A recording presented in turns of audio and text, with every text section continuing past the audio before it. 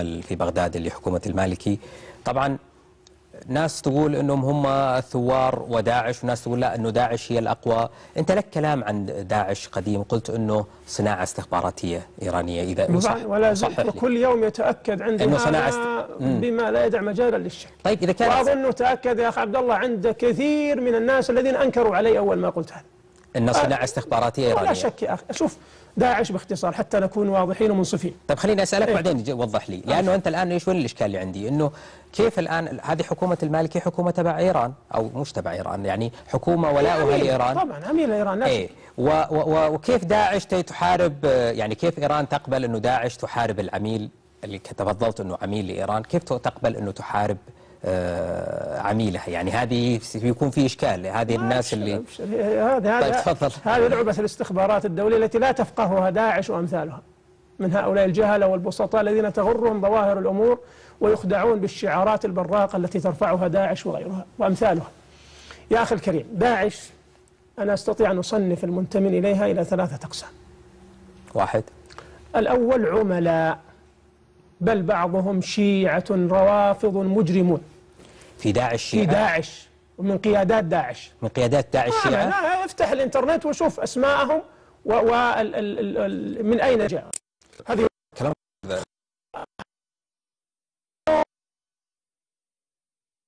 حقيقة. يعني عملاء فعلا هم يعني اخترقوا داعش، بل هم صنعوها في الأصل، وهم الذين يوجهون سياساتها.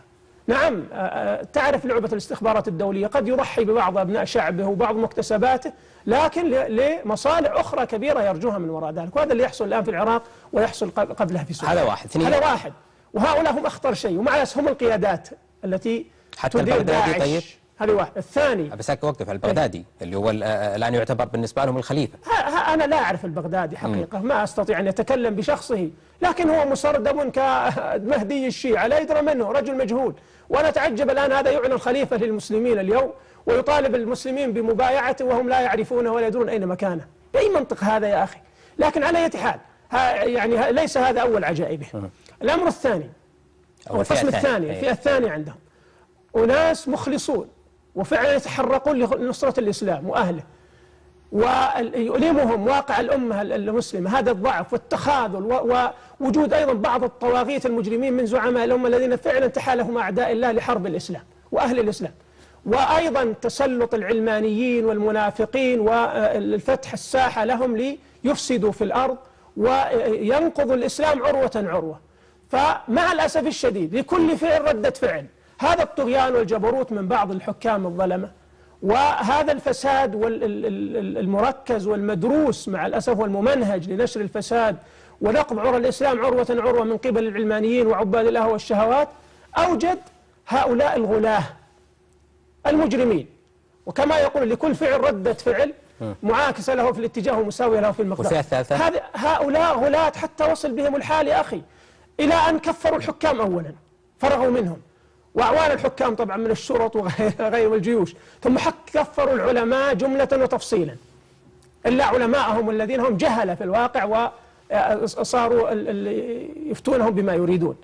وبعد ذلك كفروا حتى المجتمعات المسلمة، حتى إن أحدهم مع الأسف يقول لأحد المشايخ في أحد سجوننا هنا، كنت أقول له طيب إذا كان يهدد بأن داعش ستأتي وستحررنا، قلت له طيب إذا جاءوا قبضوا غدا على زوجتك وأمك، قال نعم هذه نصيبهم، هذا كسبهم، هي سبي في أيديهم.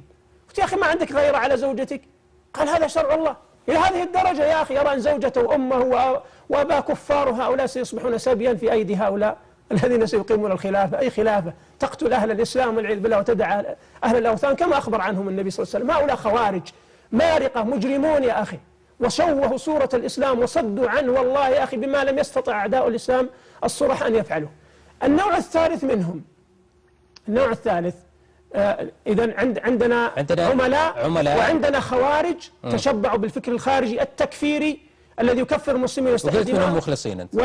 طبعا هم قد تكون بداياتهم فعلا الناس مخلصون لكن ابتلوا بهذا الفكر. والثالث طيب. وعندنا قسم ثالث معهم فعلا قد لا يصلون إلى هذا المستوى من تكفير المسلمين واستحلال دمائهم، لكن عندهم لوثة الفكر الخارجي، لوثة الفكر الخارجي، وهم مستعدون فعلا يكونوا وقودا لهذه الحروب التي تقودها داعش ومن وراء داعش. لكن هذا الفكر من وين جانا؟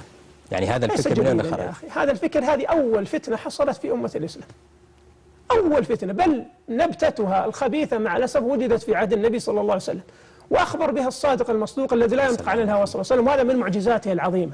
يعني لما كان يقسم غنائم حنين يأتيه ذو الخويصرة التميمي مسلم واحد من الصحابة في ظاهره، نعم، ويتعرض له من أمام يريد أن يعطيه من الغنائم، فيعرض عنه النبي صلى الله عليه وسلم، فيأتي عن يمينه فيعرض عنه، فيأتي عن شماله فيعرض عنه.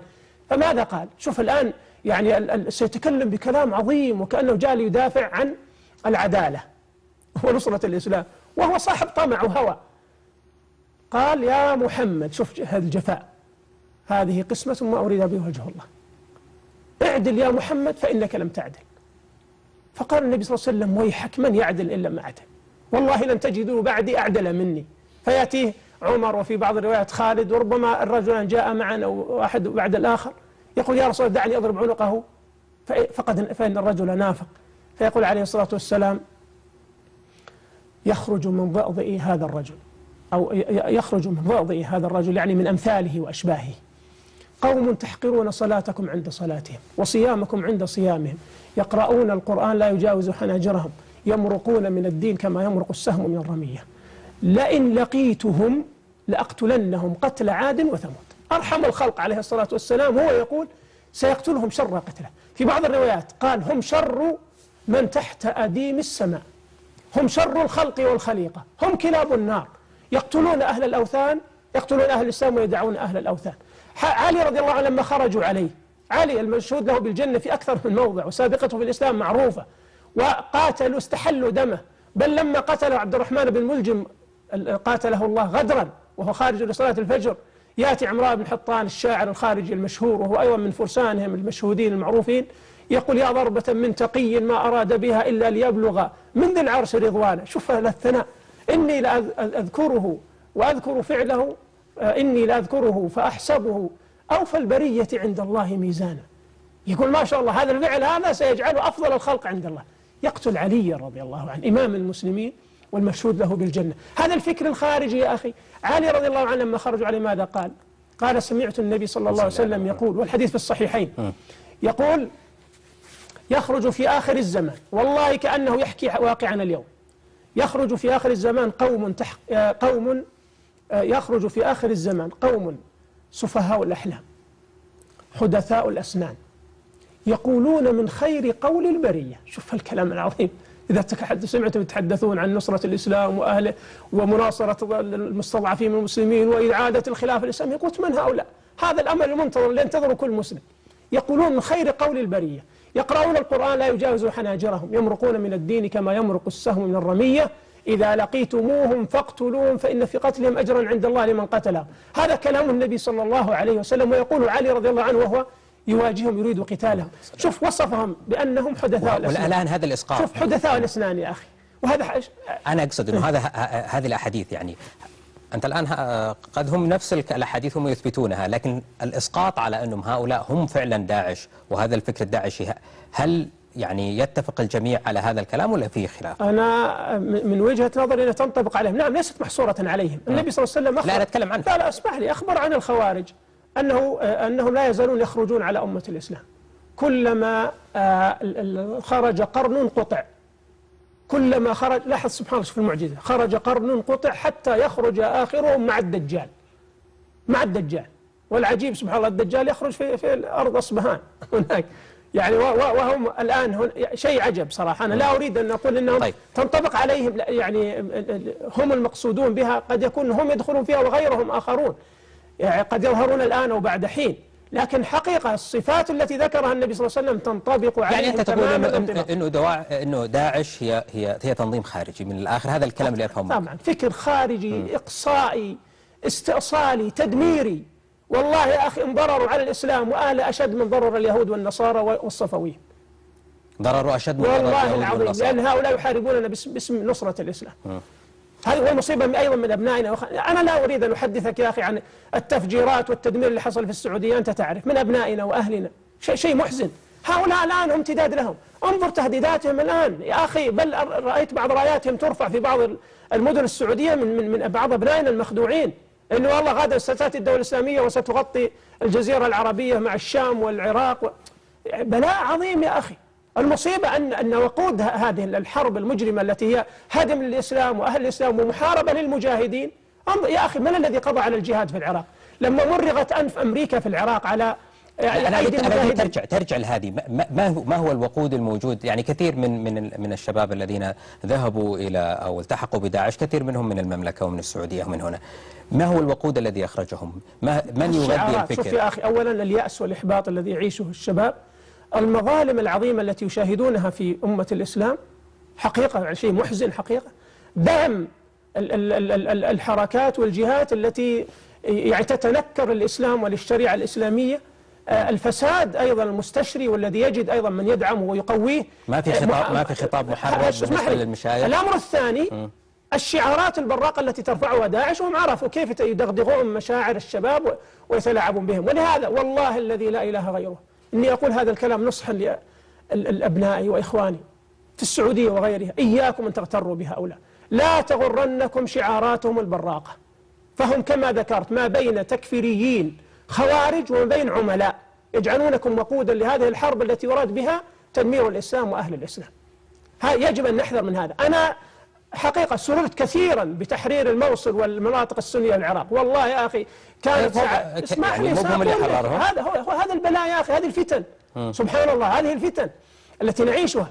لكن يعني الذي أعرفه أن عشائر العراق هم الذين وراء هذه الحرب. نعم، استعانوا بداعش لأنهم يعرفون صلابتها وقوتها والاستعداد من منتمين إليها للتضحية والفداء، وهذا الأشياء التي تعرف للخوارج على مر العصور، أهل شدة وبأس.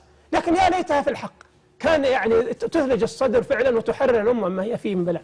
لكن المصيبة أن هؤلاء من يعارضهم لا أقول من المسلمين، من المجاهدين الذين بذلوا دماءهم رخيصة في سبيل الله وأموالهم، من يعارضهم فحده القتل لأنهم مرتدون. وسبحان الله بعد أن حرروا الموصل مع الأسف الشديد بدعم أيضا من عشائر العراق، وهم يعني كما قرأت لبعض زعماء عشائر العراق أن الأمر تحت السيطرة، ولو أن داعش خرجت عن الطريق الذي رسموه قضوا عليها. وأرجو أن يمكنهم الله عز وجل من هؤلاء ليضبطوهم. وأنا قلت حتى في مالي وهم شنوا علي حربا شعواء لما تكلمت عن مالي، يعني قلت لهم نعم يعني جميل أن تقاتلوا مع إخواني المسلمين هناك لإقامة دولة يعني كاد يعترف بها العالم قبل أن تقوم، يعني قبل أن تدخل داعش وأضرابها هناك. طبعا سيأتيك بعضهم يقول لك داعش في الشام والعراق. نعم، أقصد فكر داعش. هل الخارجي التكفيري هو موجود في الشام والعراق وفي الجزائر وفي ليبيا وفي الصومال وفي مالي؟ هل يجوز للعشائر نتعاون لغسل هذه الأدمغة الفاسدة لكي تعود إلى حظيرة الإسلام والعدل، لكي نجيرها فعلا لخدمة ديننا وأوطاننا ومكتسباتنا وحرب أعدائنا. أما أن يكون ألعوبة بيد العدو من حيث لا يشعرون هذا لا يجوز.